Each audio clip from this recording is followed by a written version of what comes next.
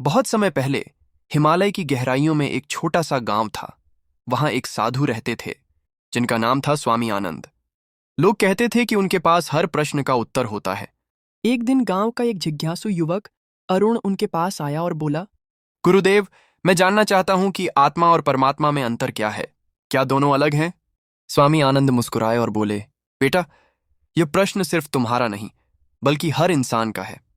चलो, मैं तुम्हें एक कहानी सुनाता हूं। आत्मा की खोज। एक समय की बात है। समुद्र के किनारे एक छोटी सी लहर रहती थी। वह बहुत बेचैन रहती और सोचती, मैं इतनी छोटी क्यों हूं? मेरे आसपास की लहरें मुझसे बड़ी और शक्तिशाली हैं। शायद मैं कुछ नहीं हूं।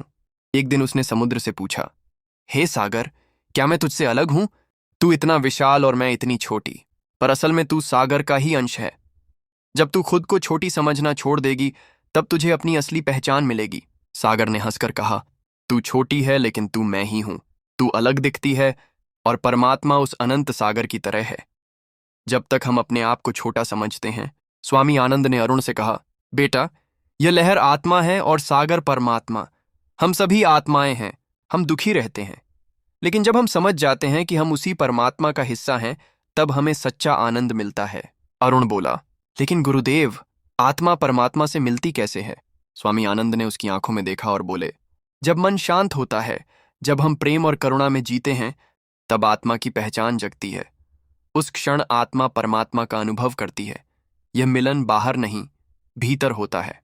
फिर स्वामी आनंद उसे गुफा में ले गए। वहां अंधेरा था। उन्होंने दीपक जलाया और कहा, देखो अरुण, यह दीपक आत्मा है और यह ज्योति परमात्मा की चेतना। अगर दीपक में तेल है, यानी भक्ति, सच्चाई और प्रेम, तो आत्मा हमेशा प्रकाशमान रहेगी और परमात्मा से जुड़ी रहेगी। लेकिन अगर तेल खत्म हो गया, तो ज्योति बुझ जाएगी और आत्मा अज्ञान में डूब जाएगी। अरुण की आंखें खुल गईं।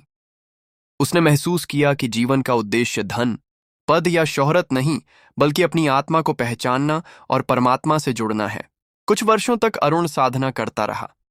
धीरे धीरे उसका मन शांत होने लगा। एक दिन ध्यान में उसने अनुभव किया, वह लहर नहीं है, वह सागर है। वह आत्मा नहीं, वही परमात्मा है। उस क्षण उसे सच्चा सुख मिला।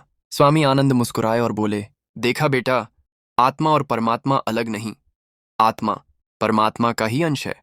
जब आत्मा अपनी पहचान भूल जाती है, तो जीवन अधूरा लगता है, और जब वह परमात्मा को पहचान लेती है, तो जीवन पूर्ण हो जाता है।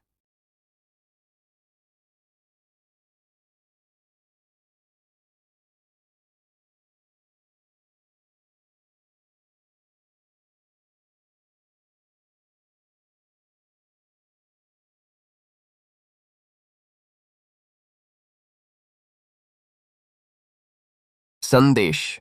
कहानी का सार यही है, आत्मा कभी जन्म नहीं लेती और कभी मरती नहीं। परमात्मा वही है जिससे सब उत्पन्न हुआ और जिसमें सब समा जाएगा। आत्मा और परमात्मा का मिलन ही जीवन का असली लक्ष्य है।